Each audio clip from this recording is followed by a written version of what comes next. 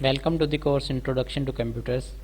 In today's lecture we will discuss about internet, how internet works, what are the basic elements of internet and what are the services provided by internet. Internet हम कहते हैं कि एक ऐसा network है जिसके through पूरी दुनिया के जो कंप्यूटर्स हैं आपस में अटैच्ड हैं। इसीलिए इंटरनेट जो है वो स्टैंड्स फॉर इंटरनेशनल नेटवर्क है कि जो ग्लोबली डिफरेंट कंप्यूटर्स हैं वो एक दूसरे के साथ यूजिंग इंटरनेट अटैच कर दिए जाते हैं। इंटरनेट जो है वो लार्जेस्ट कंप्यूटर का नेटवर्क है पूरी दुनिया के अंदर। तो पूरी दुनिया के जितने भी कंप्यूटर्स हैं जब हमने इनको आपस में अटैच करना होता है तो हम थ्रू इंटरनेट अटैच करते हैं। अब इंटरनेट के थ्रू हम क्या क्या काम कर सकते हैं, तो इंटरनेट के थ्रू हम जो है वो डाटा को सेंड भी कर सकते हैं, इसी तरह डाटा जो है वो रिसीव भी किया जा सकता है। तो इंटरनेट के थ्रू ये चीज़ पॉसिबल है कि रिमोटली बैठ के हम डाटे को एक जगह से दूसरी जगह ट्रांसमिट करें और वहाँ पे हम इसको रिसीव कर लें। अब ये जो इंटरनेट है इसके अंदर डिफरेंट तरह के जो हमारे कंप्यूटर नेटवर्क्स हैं वो आपस के अंदर अटैच्ड हैं। अब इंटरनेट कंसिस्ट ऑफ मिलियंस हमारे पास जो प्राइवेट, पब्लिक, एकेडमिक, बिजनेस या गवर्नमेंट्स के जो नेटवर्क्स हैं ये सारे मिल के एक इंटरनेट जो है वो एंटिटी बनाते हैं। अब डिफरेंट कंप्यूटर्स ने जब आपस में कम्युनिकेट करना होता है तो उसके लिए प्रोटोकॉल इस्तेमाल करते हैं। तो protocol is a basic tool that is used for the purpose of a communication. तो प्रोटोकॉल की वजह से हमारी कम्युनिकेशन अनेबल होती है। इंटरनेट के अंदर TCP/IP प्रोटोकॉल को यूज़ करते हुए डाटे को ट्रांसमिट किया जाता है और इसी प्रोटोकॉल को यूज़ करते हुए हम अपने डाटे को रिसीव कर सकते हैं। अगर हम इस प्रोटोकॉल को यूज़ नहीं करते इंटरनेट के ऊपर तो हम इंटरनेट के ऊपर कम्युनिकेशन जो है वो नहीं कर सकेंगे।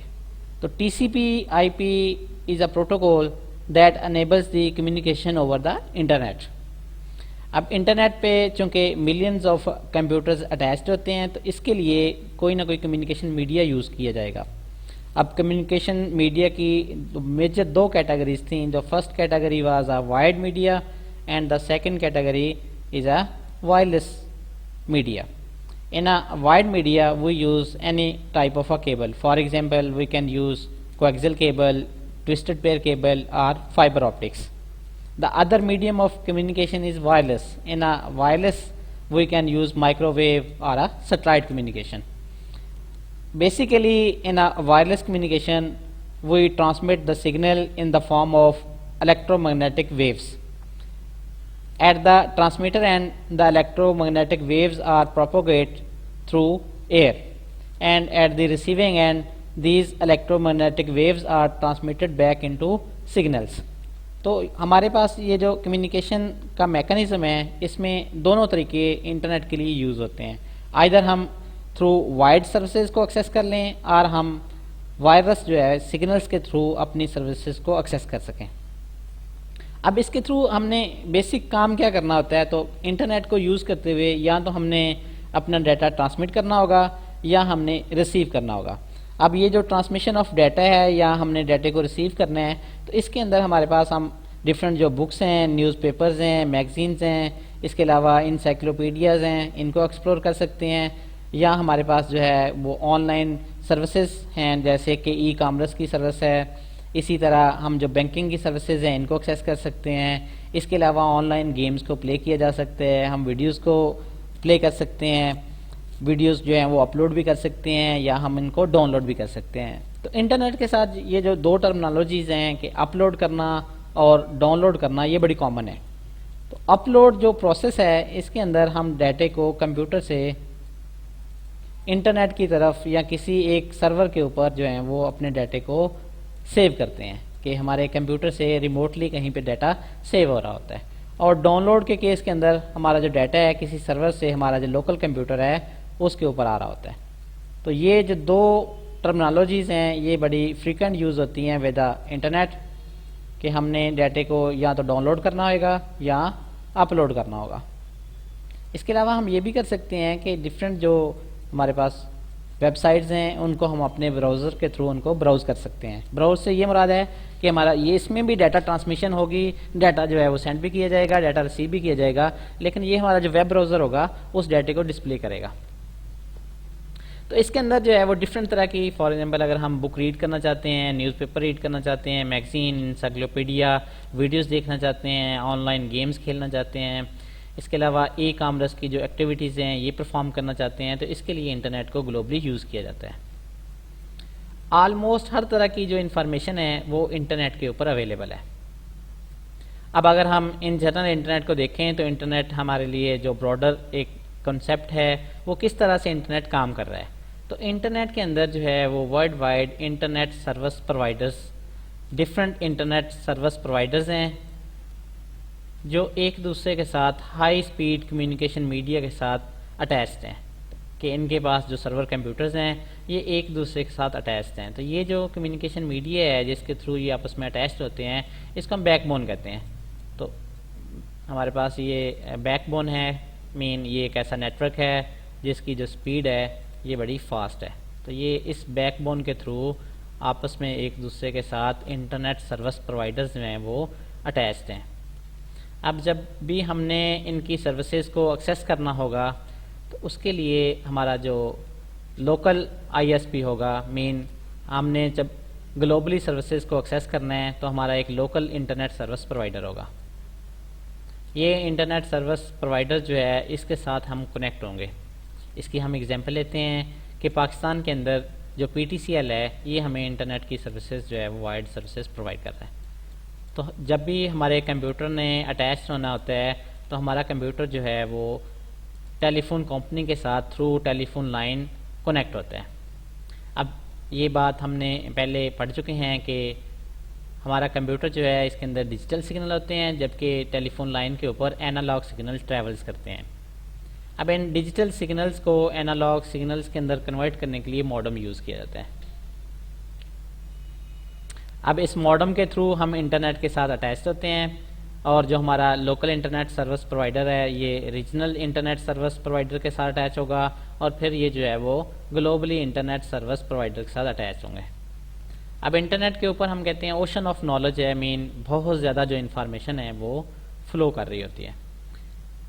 हम चाहें दुनिया के अंदर जिस पर्सन से भी चाहें, अगर उसके पास इंटरनेट अवेलेबल है तो हम उसके साथ बात कर सकते हैं, उसको हम कोई मैसेज सेंड कर सकते हैं, मैसेज रिसीव कर सकते हैं, रियल टाइम कम्युनिकेशन पॉसिबल है।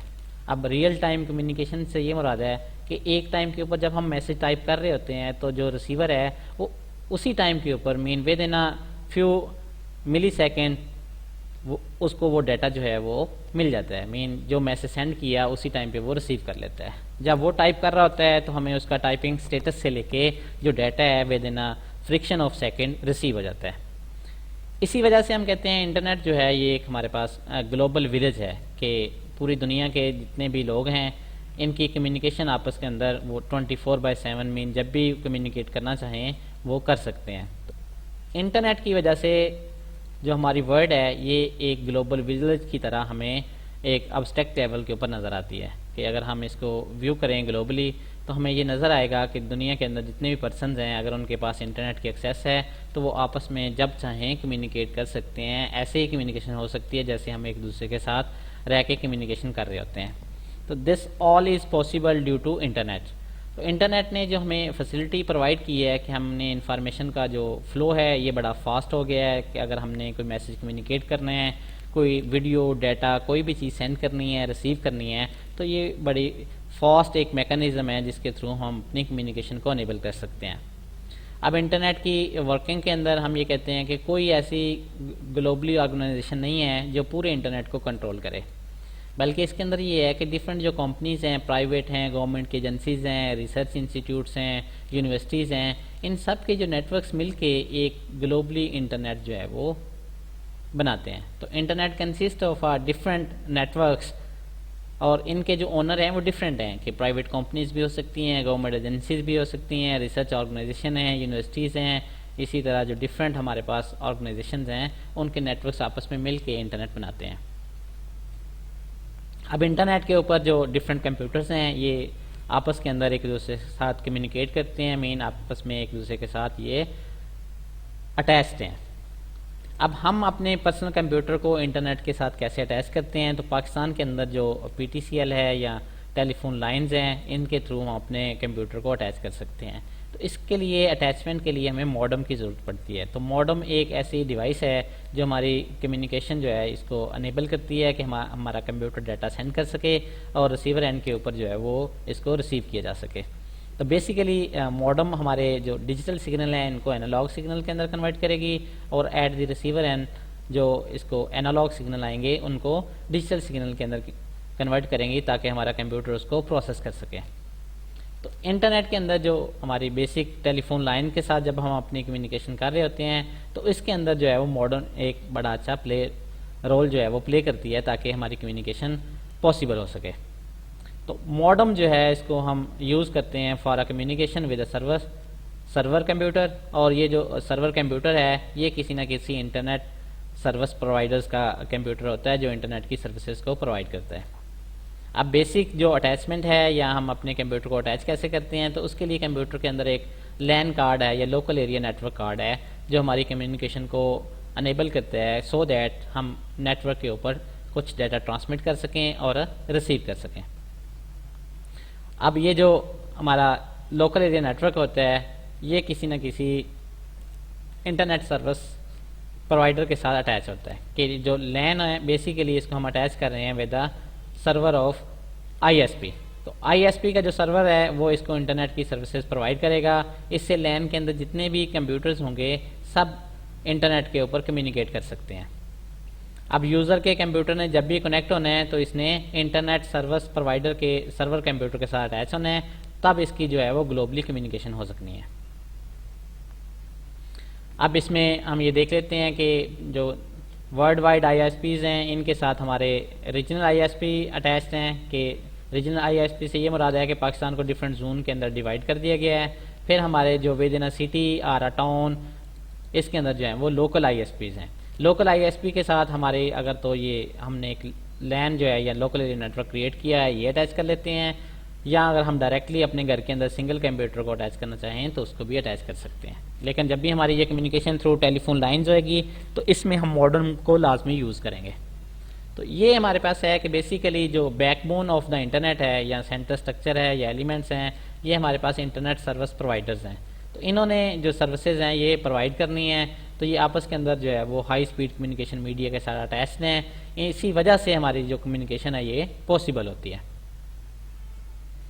मेजर जो सेंट्रल स्ट्रक्चर हैं या एलिमेंट्स हैं ये बाकी जितने भी हमारे पास रीजनल हैं या लोकल ISPs हैं इनको अटैच करते हैं। तो बैकबोन बेसिकली ये कहते हैं कि हाई स्पीड कम्युनिकेशन मीडिया है जिसके थ्रू हमारी कम्युनिकेशन अनेबल होती है। अगर किसी वजह से ये बैकबोन जो है वो काम नहीं करेगी तो हमें जो है वो इंटरनेट की हम इन सर्विसेज को एक्सेस नहीं कर सकते हैं।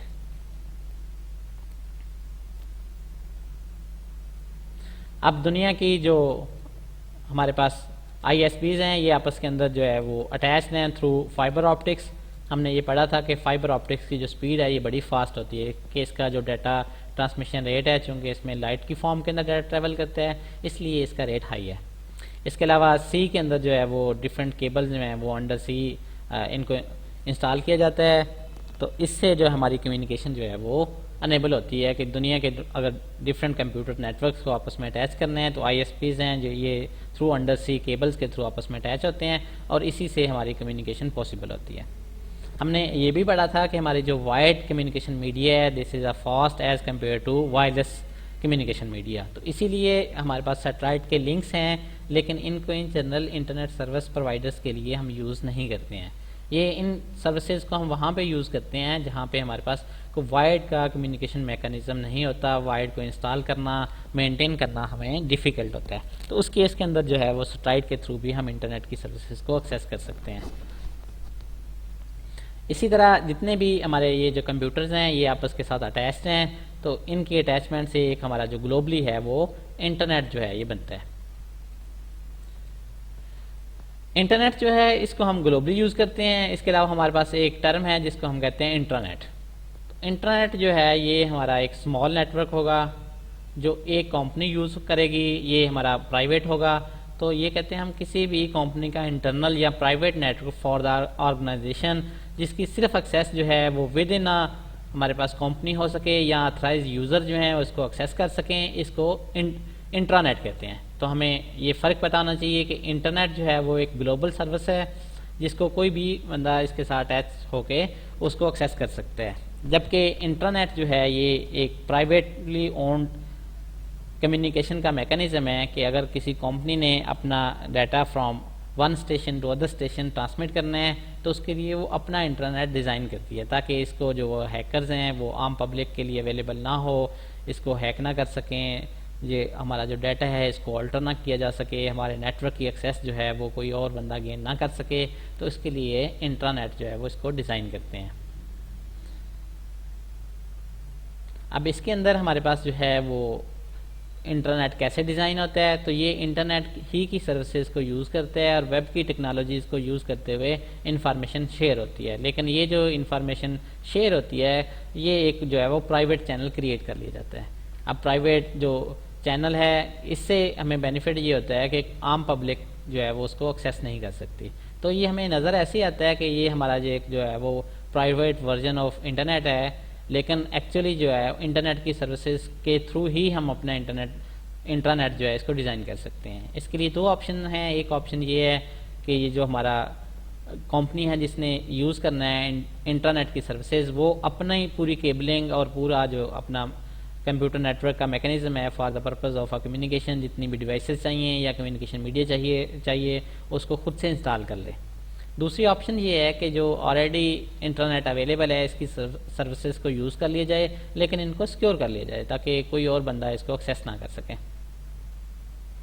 इंटरनेट का डिज़ाइन का बेसिक पर्पज़ ये है कि किसी भी ऑर्गेनाइजेशन की अगर जो इन्फॉर्मेशन ऐसी इन्फॉर्मेशन है अगर वो इन्फॉर्मेशन आउटसाइड द ऑर्गेनाइजेशन जाएगी तो ऑर्गेनाइजेशन को उससे कोई ख़तरा हो सकता है। फॉर एग्जांपल इसकी एग्जांपल लेते हैं कि हम कहते हैं कि अगर बिज़नेस के अंदर किसी चीज़ की सेल है तो किन रीजन के अंदर किस चीज़ की डिमांड कितनी है। हर कंपनी ने अपना डाटा एनालिसिस किया होता है कि इस प्रोडक्ट की डिमांड जो है इस स्पेसिफिक रीजन के अंदर इतनी है। तो अगर जो है वो किसी कंपटीटर को पता चल जाए तो वो ये करेगा कि अपना ब्रांड उसी जगह पे लॉन्च करेगा जो उसको अल्टरनेट होगा और उसकी प्राइस कम कर देगा। इससे जो कंपनीज हैं इनको जो है वो नुकसान हो सकता है कि उनका प्रॉफिट कम हो सकता है। इसलिए कंपनीज का जनरली जो डाटा है वो प्राइवेट ही होता है ताकि आउटसाइड द ऑर्गेनाइजेशन उसको एक्सेस ना किया जा सके, ताकि उनकी जितनी भी मार्केट है उसको कोई और कैप्चर ना कर सके। ये एक इसकी एग्जांपल है। इसके अलावा भी डिफरेंट जो हैं वो पैरामीटर्स हो सकते हैं जिसकी वजह से हम इंटरनेट को यूज़ करते हैं। इसके बाद हमारे पास है एक्स्ट्रानेट। तो एक्स्ट्रानेट हम ये कहते हैं कि हमने डिफरेंट जो है वो नेटवर्क को मिला के बनाना है, लेकिन आउटसाइड द ऑर्गेनाइजेशन इसको एक्सेस किया जा सकता है। तो हम कहते हैं नेटवर्क है ऑर्गेनाइजेशन का जिसको जो है वो अथराइज जो है वो आउटसाइड यूज़र भी इसको एक्सेस कर सकते हैं। मेन जो इंटरनेट था उसको बाहर से एक्सेस नहीं किया जा सकता था। जो हमारे पास एक्स्ट्रानेट है तो एक्स्ट्रानेट हमारे पास है इंटरनेट ही, लेकिन इसकी जो एक्सेस है वो आउटसाइड द हमारे पास ऑर्गेनाइजेशन पॉसिबल है। अब कैसे पॉसिबल है, तो इसके लिए हम जो है वो डिफरेंट यूज़र नेम और पासवर्ड जो है उसको देंगे ताकि वो इस नेटवर्क की एक्सेस कर सके। तो ये हम कहते हैं बेसिकली एक्सटेंशन ऑफ इंटरनेट है। इसके अंदर जो है वो टू और मोर इंटरनेट को जब हम कंबाइन कर देते हैं कि डिफरेंट जो कंपनीज हैं जब वो आपस में मिलकर काम करना चाहती हैं तो इसको हम कहते हैं वो एक्स्ट्रानेट आपस में बना लेती हैं। अब यूज़ इसका जो है वो मोस्टली बिजनेस के अंदर और एजुकेशनल पर्पज़ के लिए है। ये भी अंडरलाइंग हमारे पास जो है वो इंटरनेट टेक्नोलॉजी को ही यूज़ करता है या जो टेलीफोन कंपनीज हैं इसके इंफ्रास्ट्रक्चर को यूज़ करते हुए कम्युनिकेशन जो है ये पॉसिबल होती है।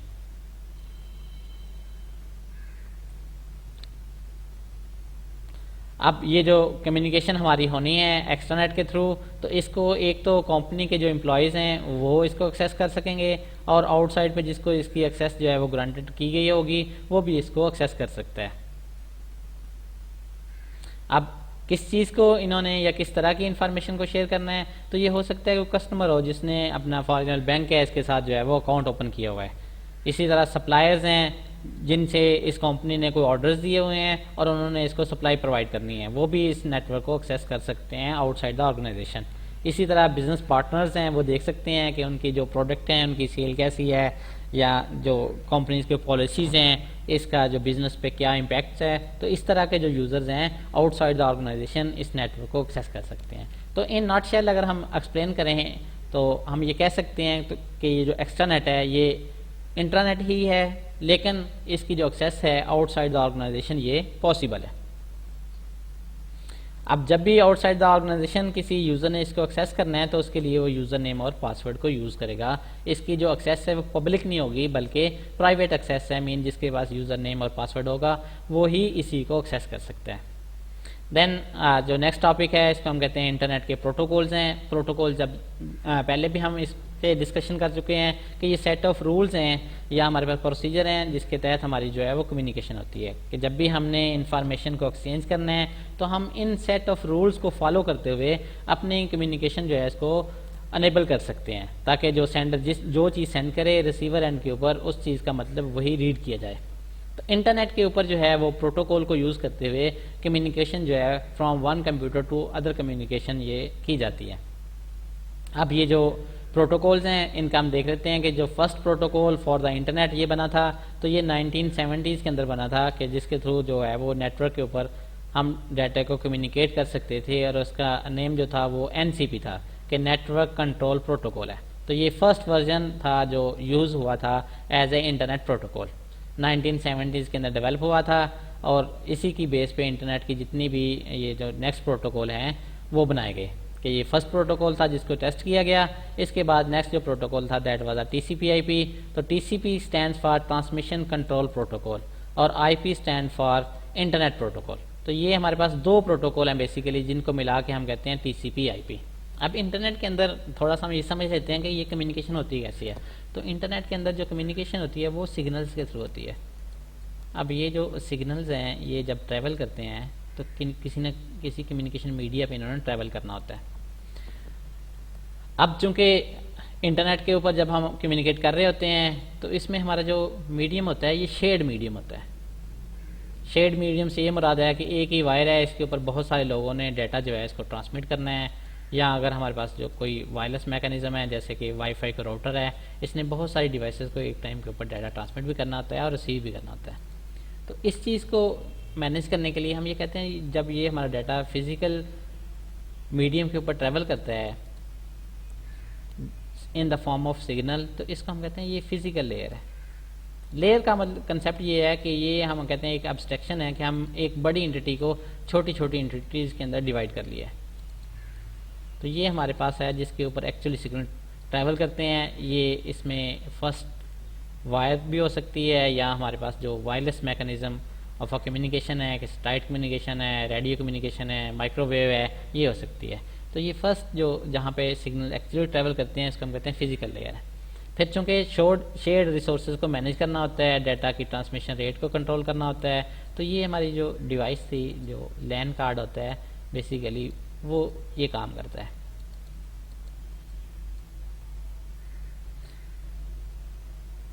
इसको हम कहते हैं ये जो सेकंड लेयर होती है जहाँ पे शेयर्ड कम्युनिकेशन मीडिया को मैनेज किया जाता है, डाटा के अंदर एरर्स वगैरह देखे जाते हैं, या हम बताते हैं कि इस जो लैन कार्ड है इसका एड्रेस क्या है। तो इसको बेसिकली हम कहते हैं data link layer.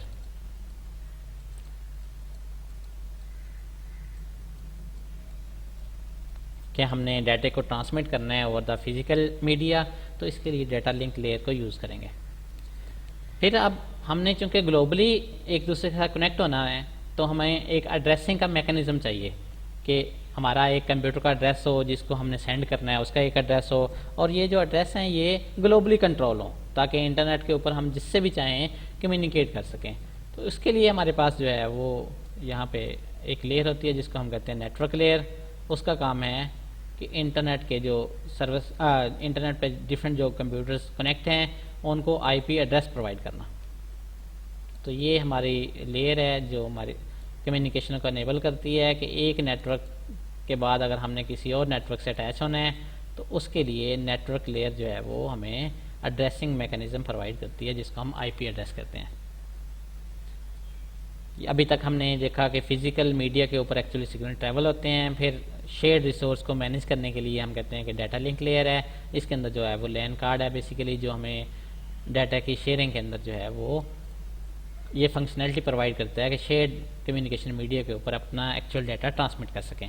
Then comes out the third layer, this layer is called network layer. The function of this layer is to provide the addressing and routing of the data. फिर इसके बाद हमारे पास एक और layer है जो इसके top पे काम करती है, इसको हम कहते हैं ट्रांसपोर्ट लेयर। ट्रांसपोर्ट से हमें ये बात समझ आनी चाहिए कि इसका एक्चुअल काम है कि डाटे को एक जगह से दूसरी जगह के ऊपर जो है वो भेजना। अब ये जो हमारे पास है ट्रांसपोर्ट लेयर, इसके ऊपर जो है वो दो तरह से हम अपनी कम्युनिकेशन को अनेबल कर सकते हैं। एक ये होता है कि जब भी हमने कम्युनिकेशन करनी है तो उसके लिए एक चैनल क्रिएट कर लें। इसके हम एग्जांपल ऐसे लेते हैं कि जब हम टेलीफोन कॉल करते हैं तो जब हमने अपना कॉल का बटन प्रेस करते हैं, दूसरा बंदा रिसीवर एंड के ऊपर जब इसको रिसीव करता है तो हमारा एक चैनल क्रिएट हो जाता है। हमारी कम्युनिकेशन इस चैनल के थ्रू होती है और जो ही हम इस कॉल को एंड करते हैं तो ये कम्युनिकेशन चैनल जो है ये ब्रेक हो जाता है। इसकी जो दूसरी एग्जांपल ये है कि जब हम किसी को टेक्स्ट मैसेज भेजेंगे, जब हम टेक्स्ट मैसेज भेजते हैं तो उस केस के अंदर हमारा कोई कम्युनिकेशन चैनल जो है वो क्रिएट नहीं होता, बल्कि हम टेक्स्ट मैसेज भेज देते हैं तो यूज़र जब भी नेटवर्क की एक्सेस उसको होती है तब उसको मैसेज जो है वो रिसीव हो जाता है। इस तरह के दो प्रोटोकॉल यहाँ पे ट्रांसपोर्ट लेयर के ऊपर यूज़ किए जाते हैं। एक हम कहते हैं टीसीपी और दूसरा हमारे पास है IP. These are the sorry पहला हमारे पास है टीसीपी और दूसरे को हम कहते हैं UDP. TCP stand for transmission control protocol और UDP stand for user datagram protocol. इनको हम थोड़ा थोड़ा इन डिटेल नेक्स्ट देखेंगे कि ये किस तरह काम करते हैं। फिर इसके ऊपर जो भी हम अपना सॉफ्टवेयर रन करते हैं, जैसे कि हमने अपना वेब ब्राउज़र खोला है, हमने ईमेल क्लाइंट खोला है, तो डिफरेंट जो भी हमारी जो सर्विसेज हैं, लाइक हमारी अगर इंटरनेट के लिए हम ब्राउज़र यूज़ कर रहे हैं तो हम कहते हैं यहाँ पे हमारी जो है वो HTTP सर्विस रन हो रही है। अगर हमने फाइल्स को ट्रांसमिट करना है तो उसके लिए हम कहते हैं FTP है। इसी तरह अगर हम ईमेल भेजना चाहते हैं तो उसको हम कहते हैं SMTP, simple mail transfer protocol है। अब ये जितने भी प्रोटोकॉल रन होते हैं तो इस लेयर को हम कहते हैं this layer is called application layer.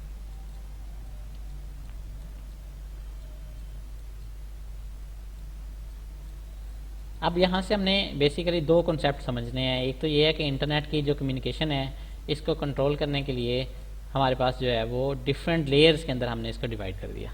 जैसे कि ये हमारे पास एक है फिजिकल लेयर है, फिर डाटा लिंक लेयर है, फिर नेटवर्क लेयर है, ट्रांसपोर्ट लेयर है और एप्लीकेशन लेयर है। फिर हम ये भी देखते हैं कि हर एक लेयर पे डिफरेंट प्रोटोकॉल्स रन हो रहे हैं। जैसे कि एप्लीकेशन लेयर के ऊपर HTTP प्रोटोकॉल है, FTP है, SMTP है और भी डिफरेंट प्रोटोकॉल्स हैं जो रन हो सकते हैं।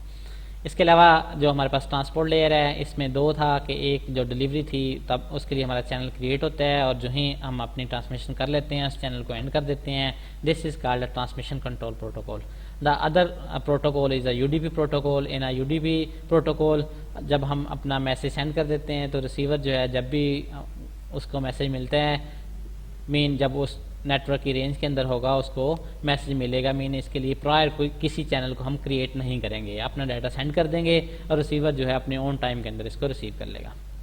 Then it comes out the network layer. The function of the network layer is to provide the addressing as well as the routing.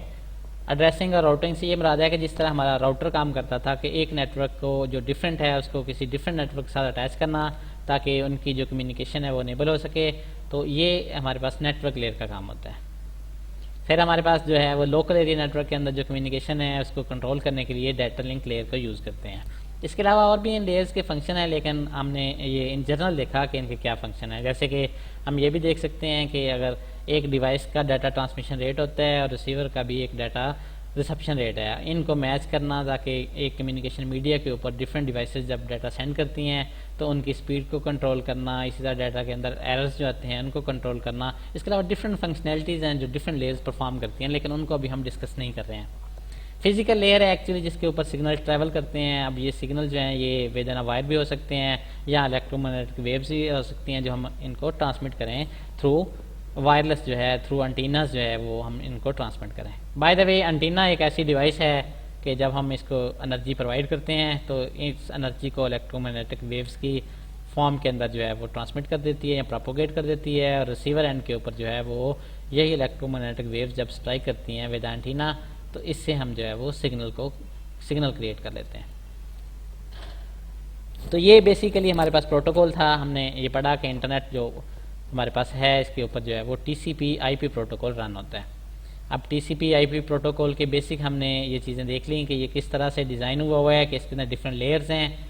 ये भी हो सकता था कि पूरा जो प्रोटोकॉल है ये एक ही मॉड्यूल होता, लेकिन इसको डिफरेंट हिस्सों में बनाने का एडवांटेज ये है कि एक तो मॉडुलैरिटी आ गई है कि डिफरेंट हिस्सों के अंदर जब हम डिवाइड करते हैं तो इसको बनाना डिज़ाइन करना आसान होता है। दूसरा ये होता है कि अगर किसी एक लेयर पे नए प्रोटोकॉल्स आ गए हैं तो उसके लिए हमें सिर्फ एक ही लेयर के ऊपर चेंज करना पड़ता है, बाकी लेयर्स जो हैं उससे अफेक्टेड नहीं होती। अब ये जितनी भी डेवलपमेंट हुई इंटरनेट के अंदर या हमारे कंप्यूटर्स के अंदर, तो बेसिकली इसका पर्पज़ ये था कि डिफरेंट जो कंट्रीज़ हैं उनके डिपार्टमेंट ऑफ डिफेंस हैं वो अपनी कम्युनिकेशन को फास्ट करना चाहते हैं और अपनी चीज़ों को सिक्योर करना चाहते हैं। तो इसीलिए ये जो TCP/IP प्रोटोकॉल है ये अमेरिका का जो डिपार्टमेंट ऑफ डिफेंस है उसने डेवलप किया। नेक्स्ट हमने ये देखा कि हमारे पास जो TCP/IP प्रोटोकॉल है इसकी हमने डिफरेंट जो है ये किस लेयर के ऊपर है। तो TCP stand for transmission control protocol and IP stand for internet protocol. अब इसने ये जो है वो कंट्रोल करना है और मैनेज करना है डाटा ऑन हमारा जो ट्रांसमिशन मीडिया है या जो हमारा इंटरनेट है इसके ऊपर हम अपने डाटे को किस तरह से ट्रांसमिट कर रहे हैं। अब इसके अलावा हमने ये देखा था कि IP जो था इसका बेसिक पर्पज़ ये था कि एड्रेसिंग प्रोवाइड करना ताकि हर एक जो कंप्यूटर है उसका अलहदा से एड्रेस हो। इसको भी हम देखेंगे ये एड्रेसिंग कैसे होती है, तो हमें एड्रेस नज़र क्यों नहीं आते, हम किस तरह कंप्यूटर के साथ कम्युनिकेट करते हैं। तो यहीं अभी हम समझ लेते हैं कि फॉर एग्जांपल ये हमारा एक कंप्यूटर है, तो ये सर्वर कंप्यूटर है, इसका भी एक एड्रेस है और इसका भी कोई ना कोई एड्रेस है। अब ये जो कंप्यूटर के अंदर एड्रेसिंग होती है ये इसके दो फॉर्मेट हैं, एक हम कहते हैं 32 बिट एड्रेसिंग है और दूसरी 128 बिट एड्रेसिंग है। तो जो 38 बिट एड्रेसिंग है इसको हम कहते हैं IP, ये 32 बिट हमारे पास है और ये इसका वर्जन है जिसके अंदर हम कहते हैं 32 बिट। इसके अंदर हमारे एड्रेस इस तरह से होते हैं कि 192 डॉट हमारे पास फॉर एग्जांपल 168 है और डॉट हमने कह दिया 1 है, डॉट 5 है फॉर एग्जांपल, और इसका भी कोई एक एड्रेस होगा, हम कह देते हैं कि 192 डॉट हमारे पास 168 डॉट हमारे पास जो है 5 डैश फॉर एग्जांपल हमारे पास 20 है। ये हमारे पास एक सर्वर कंप्यूटर है, इसका एड्रेस है, ये हमारे पास जो है वो लोकल कंप्यूटर है, इसका एड्रेस है। जब भी इन्होंने कम्युनिकेशन करनी होती है तो हर मैसेज के साथ अपना जो एड्रेस है इसको अटैच करते हैं ताकि पता चले ये मैसेज किस कंप्यूटर को मिलना है। अब हमारे पास जो डिफरेंट वेबसाइट हैं, फॉर एग्जांपल यूट्यूब है, हम गूगल की डिफरेंट वेबसाइट्स को यूज़ करते हैं, हमारे पास ट्विटर है, फेसबुक है, तो हर जो हमारे पास एड्रेस है इसके अगेंस्ट जो है, चूँकि एड्रेस को याद रखना मुश्किल है, हमने एक नेम याद रखा हुआ है और इस नेम को हम कहते हैं डोमेन नेम। हम इसको दोबारा से देख लें कि हर एक कंप्यूटर जो भी इंटरनेट के ऊपर अटैच होता है उसका एक एड्रेस होता है। इस एड्रेस को हम कहते हैं IP address. IP address in the form of हमारे पास ये नंबर्स है कि बाइनरी के अंदर इसकी 0-1 वैल्यूज़ होती हैं। अब ये जो नंबर्स हैं हमें याद रखना, फॉर एग्जांपल अगर हमने किसी एक सर्वर को एक्सेस करना है फेसबुक के, तो उसके लिए अगर हमें एड्रेस याद रखना पड़े कि 192 फॉर एग्जांपल 168 समथिंग अगर उसका एड्रेस है तो मुश्किल काम है। हम जो ह्यूमन हैं ये वर्ड्स के साथ फेमिलियर हैं, तो इसलिए उसके अगेंस्ट जो है वो एक नेम जो है वो उसको सेव कर लिया जाता है। इस नेम को हम कहते हैं डोमेन नेम। अब जब भी हमने इस सर्वर को एक्सेस करना है तो हम इसका नाम टाइप करते हैं। तो जब हम नाम टाइप करते हैं तो एक रिक्वेस्ट जाती है एक और सर्वर के पास जिसको हम कहते हैं डोमेन नेम सर्वर, या इसको हम DNS भी कहते हैं इन शॉर्ट। इसके अंदर ये एंट्रीज पड़ी होती हैं कि किस एड्रेस के अगेंस्ट क्या नाम है, कि इसके इधर नाम लिखा होगा, इधर एड्रेस लिखा होगा। तो जब भी फॉर एग्जाम्पल हमने फेसबुक लिखा तो इसके पास रिक्वेस्ट गई कि फेसबुक का IP एड्रेस क्या है, तो ये बता देगा इसको IP एड्रेस इसका क्या है। तो फिर जब इसने रिक्वेस्ट करनी है उस फेसबुक के सर्वर को तो उसका एक्चुअल IP एड्रेस जो है उसको यूज़ करता है। तो ये हमारे पास है बेसिकली रिक्वेस्ट हम कैसे करते हैं और वो हमें उस सर्वर से रिस्पांस कैसे आता है। तो इसके लिए जो है वो IP एड्रेस के साथ साथ हमारे पास जो डोमेन नेम सर्वर है इसको भी हम यूज़ करते हैं। तो इसकी जो लेयर्स हैं TCP/IP की, इसको हम दो के अंदर मैनेज करते हैं। एक हम कहते हैं कि ये हायर लेयर हैं और दूसरी लोअर लेयर है। जो आईपी और हमारे पास नीचे वाले लेयर हैं जिनके अंदर हमने कहा था नेटवर्क लेयर है, डाटा लिंक लेयर है और फिजिकल लेयर है, इनको हम कहते हैं ये लोअर लेयर है। जो हमारी अपर लेयर है इनको हम कहते हैं हायर लेयर, और इनका जो ज़्यादा ताल्लुक है ये हमारे पास जो है वो टीसीपी के साथ है। तो ये रिस्पॉन्सिबल हैं कि हमारा डाटा ताकि करेक्ट हुआ है, कि सोर्स से डेस्टिनेशन तक डाटा पहुंचा है कि नहीं पहुंचा पूरे। चूँकि जब हम मैसेज टाइप करते हैं या मैसेज हमने या फाइल सेंड करते हैं तो बड़ी फाइल होती है, उसको छोटे साइज़ जिनको हम पैकेट कहते हैं इसके ऊपर हम ट्रांसमिट करते हैं। रिसीवर एंड के ऊपर जब वो छोटे छोटे पैकेट्स मिलते हैं तो उनसे दोबारा एक्चुअल मैसेज को बनाना हायर लेयर का काम होता है। अब लोअर लेयर जो है ये मूव करती हैं पैकेट को एक नोड से दूसरी नोड, मीन एक नेटवर्क से दूसरे नेटवर्क के ऊपर इसको मूव करेंगी। अब ये जो पैकेट हैं इनकी जो एड्रेसिंग होगी, हम जिसने सेंड करना है उसका साथ सेंडर एड्रेस होगा और जो डेस्टिनेशन होगा एड्रेस होगा वो भी इसके साथ अटैच होगा।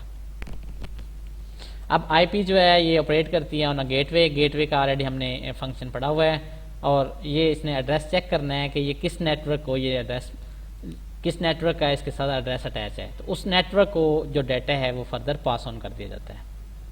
अब इंटरनेट के जो प्रोटोकॉल हैं एक को हमने डिस्कस कर लिया। नेक्स्ट प्रोटोकॉल है, ये जो प्रोटोकॉल हैं ये सारे एप्लीकेशन लेयर के ऊपर रन होते हैं। जो ऊपर हमने देखे थे प्रोटोकॉल जिसके अंदर हमारे पास था आईपी है,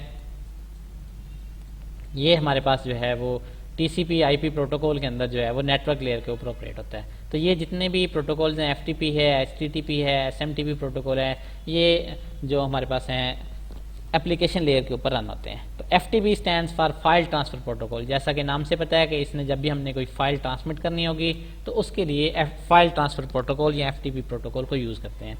अब कंप्यूटर में जो भी चीज़ सेव करते हैं, चाहे वो टेक्स्ट डॉक्यूमेंट है, ऑडियो फाइल है, वीडियो फाइल है, उसको हम फाइल कहते हैं इन जनरल। तो जो भी चीज़ सेव करते हैं that is called a file. तो इन फाइल्स को जब हमने किसी सर्वर की तरफ भेजना होगा और या किसी सर्वर से अपने पास लेके आना होगा तो उसके लिए हम जो है वो एफटीपी प्रोटोकॉल को यूज़ करते हैं।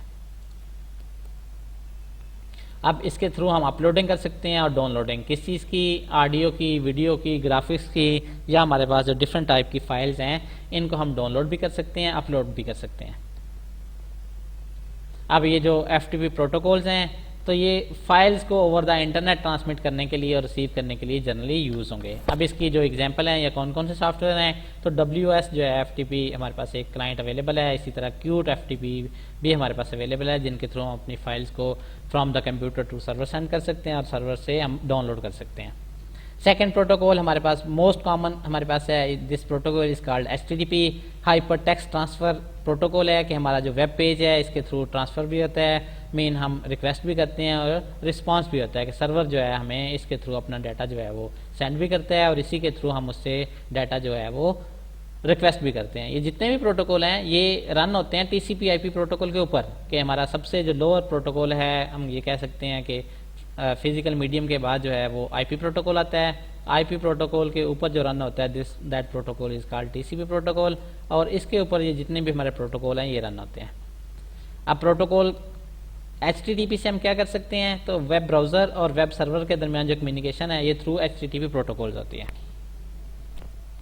इसके थ्रू हमारे वेब पेज जो हैं ये ट्रांसमिट होते हैं from the server to our local computer या क्लाइंट कंप्यूटर, और ये हमारा जो प्रोटोकॉल है ये 1990s के अंदर बना था और इसको जो नाम है हमारे पास जो है वो वर्ल्ड वाइड वेब है। Next protocol is called SMTP simple mail transfer protocol, ये हमारी ईमेल को सेंड करने के लिए हम इस प्रोटोकॉल को यूज़ करेंगे। तो this protocol is use for sending end receiving emails from the email server. जैसे कि हमने सर्वर की भी डिफरेंट एग्जांपल्स पढ़ी थी जिसमें हमने कहा था हमारे पास फाइल सर्वर है, वेब सर्वर है और मेल सर्वर है। तो ये हमारे पास जो है वो डिफरेंट तरह के सर्वर जो हैं वो अवेलेबल हैं। अब इंटरनेट के थ्रू हमें कौन कौन सी जो सर्विसेज हैं वो प्रोवाइड होती हैं थ्रू द इंटरनेट। तो इंटरनेट हमारे पास हमारी सोसाइटी के अंदर बड़ा एक इम्पॉर्टेंट रोल प्ले करता है। मीन हम अपनी इन्फॉर्मेशन को सेंड भी कर सकते हैं, रिसीव भी कर सकते हैं। बिजनेस जो है इसकी वजह से ग्रो कर रहे हैं, हम एजुकेशन गेन कर सकते हैं, हम एंटरटेनमेंट ले सकते हैं। तो डिफरेंट तरह के हम जो फंक्शंस हैं थ्रू इंटरनेट जो है ये हमारे पॉसिबल है। इसी तरह जो कंपनीज़ हैं अगर उन्होंने एडवर्टाइजमेंट करनी है या कम्युनिकेशन करना है विद द यूज़र तो वो भी इंटरनेट की वजह से पॉसिबल है। अब इसके अंदर जो हमारे पास वर्ल्ड वाइड वेब है, वर्ल्ड वाइड वेब पहले भी हमने डिस्कस किया कि ये कॉमनली नॉन हमारे पास है, इसको हम मोस्ट जनरली वेब कह देते हैं। इसके लिए प्रोटोकॉल था that was a HTTP protocol. अब इसके थ्रू हम इंफॉर्मेशन गेट भी कर सकते हैं ओवर द इंटरनेट कि हम रिक्वेस्ट करें सर्वर जो है हमें रिस्पॉन्ड बैक करता है। इसके लिए जो प्रोटोकॉल यूज़ होता है वो हमारे पास है HTTP प्रोटोकॉल है, और ये हमारे जो सर्वर्स हैं इनको हम HTTP सर्वर भी कहते हैं और वेब सर्वर भी कह सकते हैं। सर्वर के ऊपर हमारे वेब पेजेस होते हैं, तो वेब पेज जो हैं इनको हम वेबसाइट कहते हैं। कि जनरली हमारे पास एक पेज होता है वेब के अंदर, मल्टीपल पेज जब मिलते हैं तो इसको हम कहते हैं कि ये हमारे पास एक वेबसाइट है।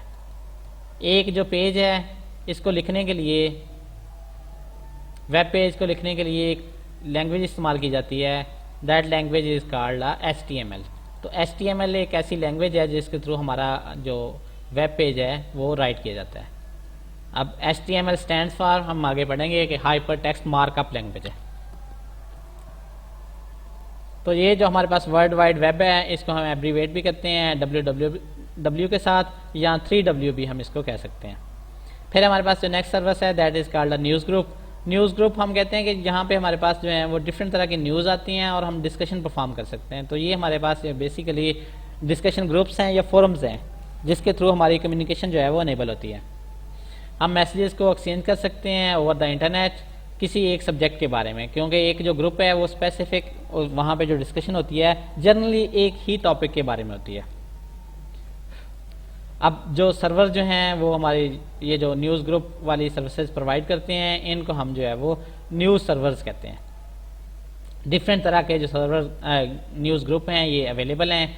फॉर एग्जांपल हम इसके लेते हैं कि हमारे पास जो है वो जब हमने इन्फॉर्मेशन को एक्सचेंज करना है, जिस तरह स्टॉक एक्सचेंज का हमारे पास एक है कि जिसने स्टॉक एक्सचेंज की डिफरेंट सर्विसेज को प्रोवाइड करना है, और हमारी जितनी भी इंफॉर्मेशन होगी स्टॉक एक्सचेंज की वो उस ग्रुप के अंदर होगी। अगर हमने किसी स्पेसिफिक बिजनेस के बारे में, किसी सब्जेक्ट के बारे में, करंट अफेयर के बारे में कोई भी जो जब हमने डिस्कशन करनी होती है तो वो हमारी न्यूज़ ग्रुप्स के अंदर होती है। फिर हमारे पास है जो चैटिंग है कि अगर हमने किसी से बात करनी है, और ये जो चैटिंग है और न्यूज़ ग्रुप है इसके अंदर हमारे पास डिफरेंस ये होता है कि यहाँ पे आप अपना मैसेज जो है वो पोस्ट कर देते हैं। अब जो रीडर हैं उनकी मर्जी है कि जब भी वो ऑनलाइन हुए उसको पढ़ लें और उसको रिस्पॉन्ड बैक कर दें। ये जो चैटिंग होती है ये हम कहते हैं रियल टाइम पे है। रियल टाइम से ये मुराद है कि जब हम डाटा को ट्रांसमिट कर रहे होते हैं उसी टाइम पे हमारा जो है उसका वो हमें उसका जवाब वापस आता है और हम उसको रिस्पॉन्ड बैक करते हैं। कि फॉर एग्जांपल पर्सन ए ने मैसेज हमें सेंड किया और हम उसी टाइम पे उसको रिप्लाई करते हैं। तो चैटिंग जो है ये रियल टाइम पे होते हैं कि जब हम किसी से बात करनी है तो हम ऑनलाइन होते हैं, हम एक दूसरे के साथ मैसेज जो है वो एक्सचेंज कर सकते हैं। अब इसके लिए जो ऐप जब हमारे पास डिफरेंट तरह की ऑप्शंस अवेलेबल हैं कि याहू मैसेंजर है, AOL ऑनलाइन मैसेंजर्स हैं, MSN मैसेंजर्स हैं, फेसबुक मैसेंजर है, तो डिफरेंट मैसेंजर्स जो हैं इसके थ्रू हमारी चैटिंग हो सकती है। अब चैटिंग के अंदर फिर हमारे पास नेक्स्ट जो है वो चैट रूम्स होते हैं कि ये डिस्कशन टॉपिक्स जो हैं वो डिफरेंट हमें एलोकेट हो जाते हैं कि एक चैट ग्रुप के अंदर एक तरह की डिस्कशन हो रही होगी, नेक्स्ट चैट ग्रुप के अंदर डिफरेंट तरह की जो हमारे पास है आपस के अंदर चैट कर रहे होंगे। तो जो कॉमन फॉर एग्जांपल एक के अंदर वो जो है वो साइंस की डिस्कशन हो रही है, सेकंड के अंदर जो है हमारे पास मूवीज़ की हो रही है, थर्ड के अंदर हमारी स्पोर्ट्स के बारे में डिस्कशन हो रही है। तो जो लोग हैं उसके अंदर पार्टिसिपेट कर सकते हैं, लेकिन ये जितनी भी डिस्कशन है ये रियल टाइम के अंदर है। ई कामर्स है कि अगर हम अपने बिजनेस को एक्सटेंड करना चाहते हैं तो उसके लिए इलेक्ट्रॉनिक कामर्स को यूज़ करते हुए थ्रू द इंटरनेट हम चीज़ों को सेल भी कर सकते हैं और हम उनको परचेज भी कर सकते हैं। इसीलिए इसको हम ई कामर्स कहते हैं, ये ई ट्रेड भी कहते हैं। इसके अंदर ऑनलाइन शॉपिंग है, ऑनलाइन एडवर्टाइजमेंट है, ऑनलाइन बैंकिंग है, तो ये सारी चीज़ें जो हैं वो ई कामर्स के अंदर आती हैं। इसके थ्रू गुड्स को हमने परचेज भी करना है और इसको दुनिया के अंदर हम इनको सेल भी कर सकते हैं। तो जनरल जो इसका मोड ऑफ पेमेंट है इसके अंदर कैश ऑन डिलीवरी भी हो सकता है या क्रेडिट कार्ड की सर्विस को यूज़ करते हुए ई कामर्स की जो हम डिफरेंट प्रोडक्ट को सेल करते हैं या परचेज करते हैं ये वाला काम किया जा सकता है। इसके बाद हमारे पास है टेलनेट। तो टेलनेट हम कहते हैं कि ये टर्मिनल नेटवर्क है कि हम रिमोटली किसी चीज़ को, किसी कंप्यूटर को एक्सेस करना चाहते हैं तो इसके थ्रू हम जो है वो लॉग इन हो सकते हैं किसी और रिमोट कंप्यूटर के ऊपर। तो टेलनेट एक ऐसा सॉफ्टवेयर है जिसके थ्रू हमारी कम्युनिकेशन जो है वो अनेबल होती है। अब इसके थ्रू हम इंफॉर्मेशन को जो है वो एक्सेस कर सकते हैं। इसके अलावा जो क्लाइंट है उसके ऊपर टेलनेट का सॉफ्टवेयर जो है वो रन होगा और इसी से हम जो है वो कंप्यूटर को एक्सेस कर सकते हैं।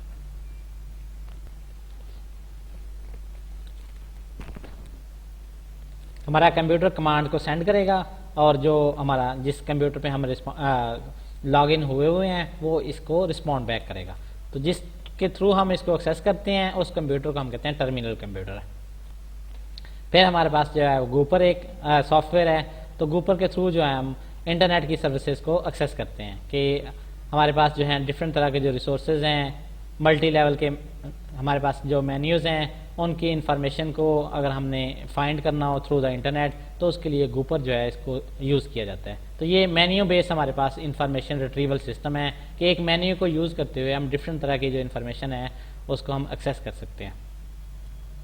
फिर हमारे पास जो है वो ईमेल है। ईमेल बहुत सारे लोगों को ऑलरेडी पता होगा, लेकिन ईमेल हम कहते हैं कि generally stand for electronic mail है। इसके थ्रू हम मैसेजेस को सेंड कर सकते हैं। आजकल जो है व्हाट्सएप वगैरह इन्होंने ईमेल को रिप्लेस कर दिया है कि अब हम रियल टाइम के अंदर अपने डाटा को सेंड कर सकते हैं और उसी टाइम के ऊपर वो फाइल जो है वो रिसीवर को मिल जाती हैं। पहले जो फैक्स मशीन थी उसको रिप्लेस किया था ईमेल ने, आजकल जो ईमेल है इसको रिप्लेस कर दिया है। हमारे जितने भी ये नए जो चैटिंग सॉफ्टवेयर आ रहे हैं जैसे व्हाट्सएप है, इसे टेलीग्राम है, सिग्नल्स हैं, तो इन्होंने इसको रिप्लेस कर दिया है। तो डिफरेंट तरह की फाइल जो हैं वो हम सेंड भी कर सकते हैं और इनको रिसीव भी कर सकते हैं।